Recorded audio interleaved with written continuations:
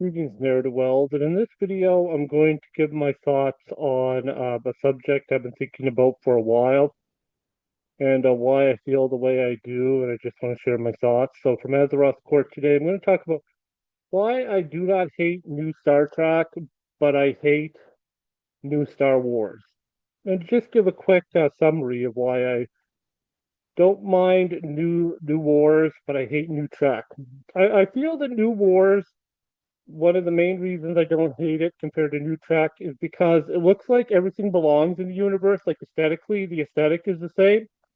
And what I mean by that is you look at the old films and earlier animation and stuff like the Clone Wars CGI series and miniseries.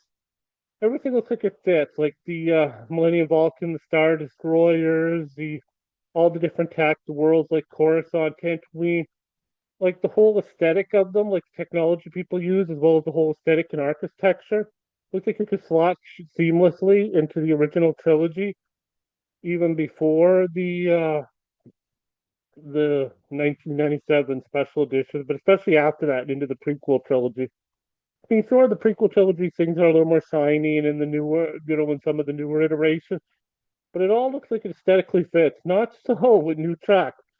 I mean, you look at something like Brave New World or Discovery, there's no flippin' way that matches up with the aesthetic of the original 1960 show, like TOS era, that's supposed to originally be set in for Discovery and exclusively set in for Strange New Worlds.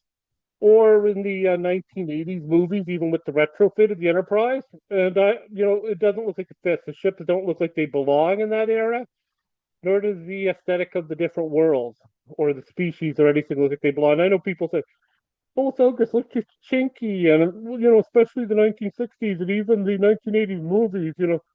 I say bullshit.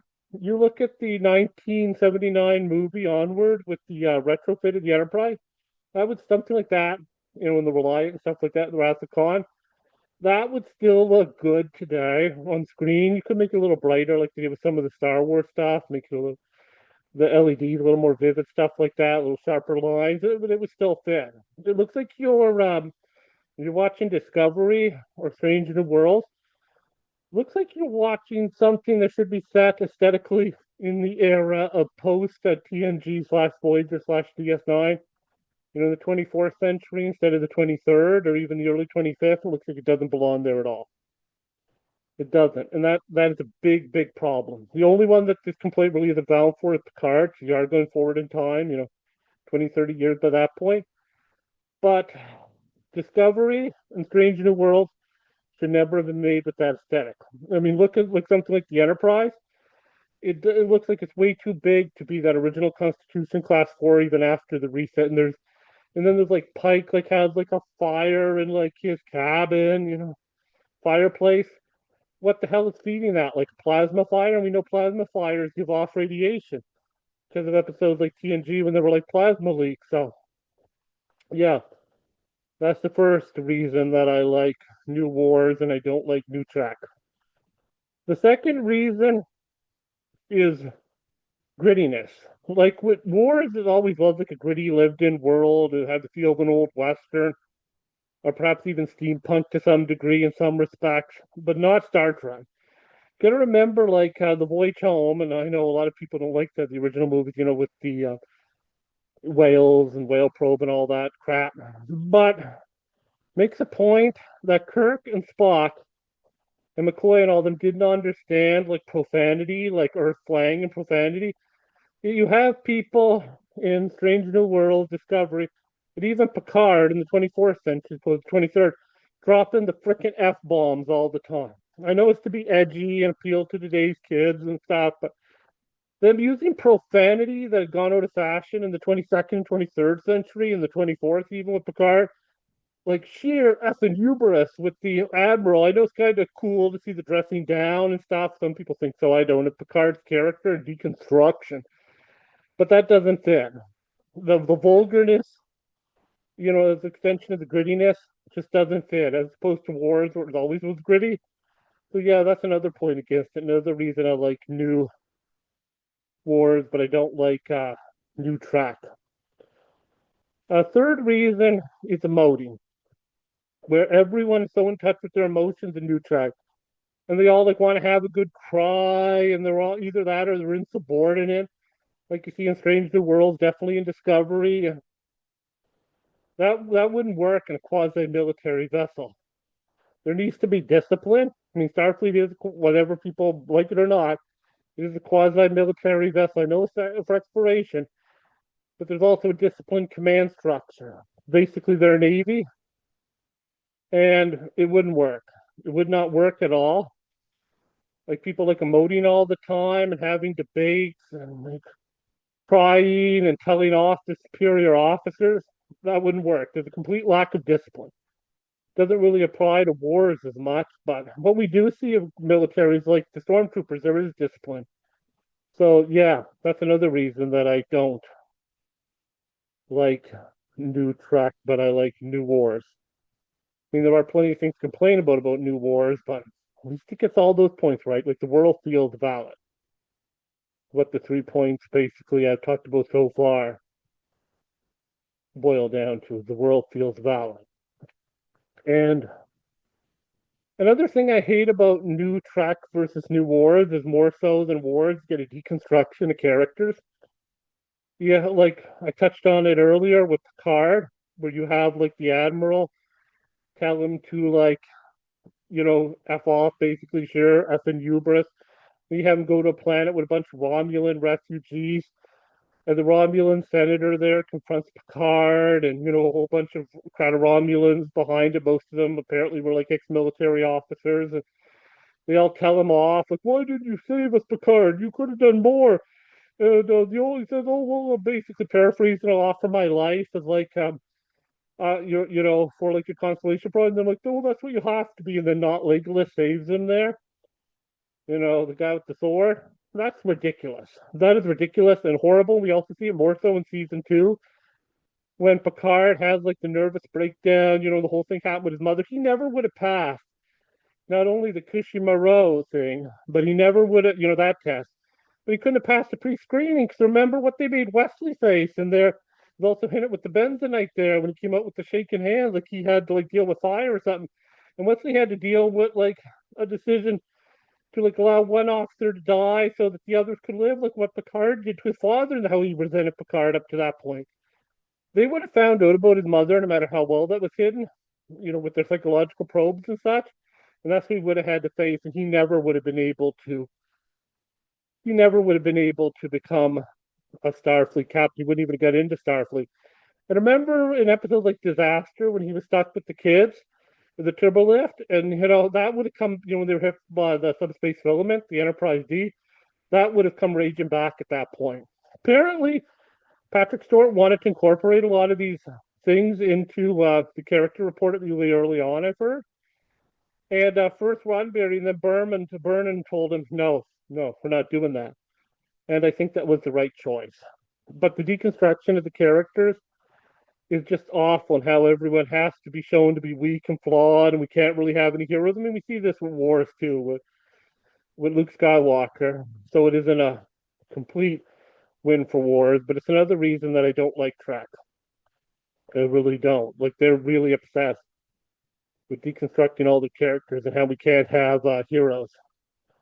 And another thing ridiculous about the whole thing, because of the Hobus destruction of the star and the collapse of the Romulan Star Empire.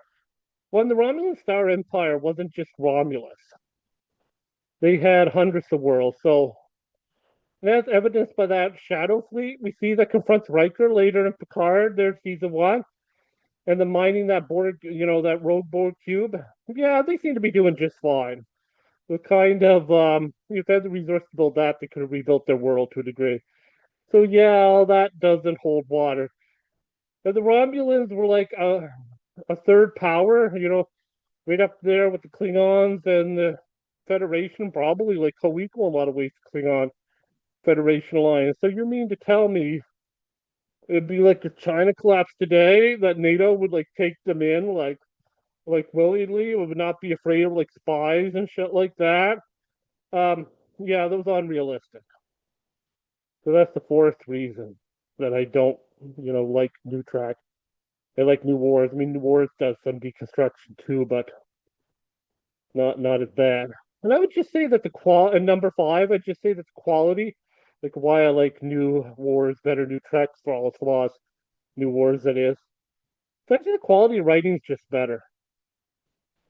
I mean, there's not as much, I should say, emphasis on identity politics, like Jade in there, the gay Klingon and that. I mean, I don't mind that, like identity politics, but it kind of overemphasizes them as to the point of like I'm more left to center myself, but it's to the point of how many identities can you get? You know, it's like all packing all these identities in there, or the new track is like kind of like the visual. I tell you to imagine, kind of like how many clowns can you pack into a small car, like into a clown car? That's the point. And this overemphasis on like identity politics, which you don't really see as much in wars. It's in there, but it's more subtle. And I do appreciate the message of different groups wanting to be seen and such. And Andor is a great example of the diversity and some of the other things like Ahsoka. But with Trek, it's like so ridiculous and like over the top. Instead of using like things as an analogy or just having it like part of the background and being normalized, it's like, well, I'm like a gay bird watching Klingon, or I have like a mummy issues, or I'm like this group or that marginalized group.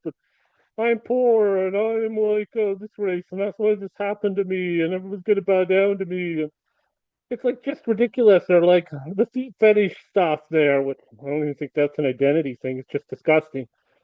Well, like Holly Hunter's character, which is just gruesome. I know that's they say, oh well, that's part of her alien species and stuff, but it's just to the point it's distracting.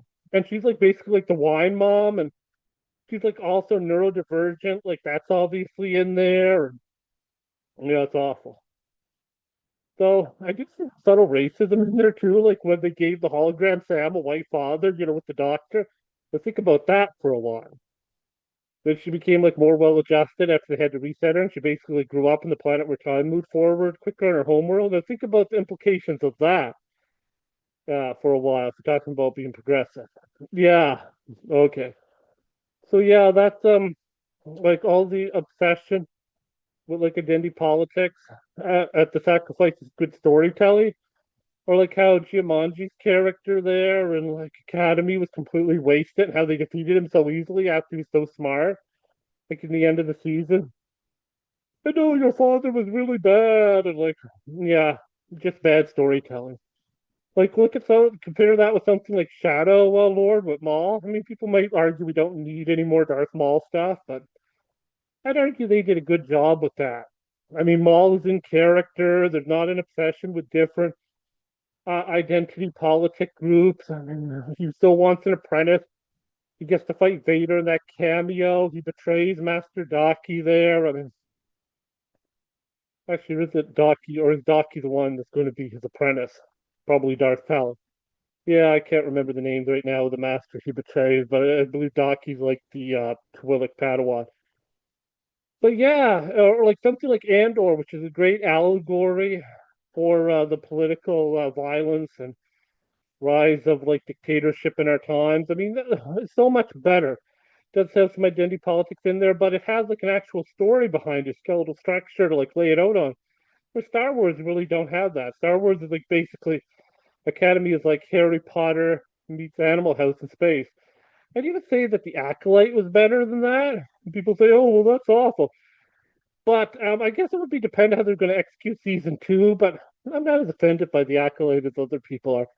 There are people like, oh, the lesbian space witches and all that stuff. But let's say that they were actually being instructed or used as an experiment by Plagueis, like he was manipulating them and using them to do this experiment. Well, then that could work. That really could work.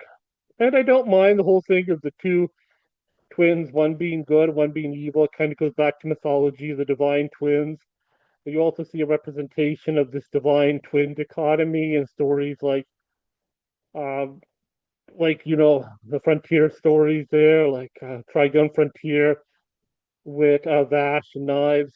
So yeah, it can work. So I don't find it as objectable as other people. But yeah, those are the top five reasons why I prefer New Wars over New Track, and I don't find New Wars as egregious. and an insult to the franchise of a fine new track.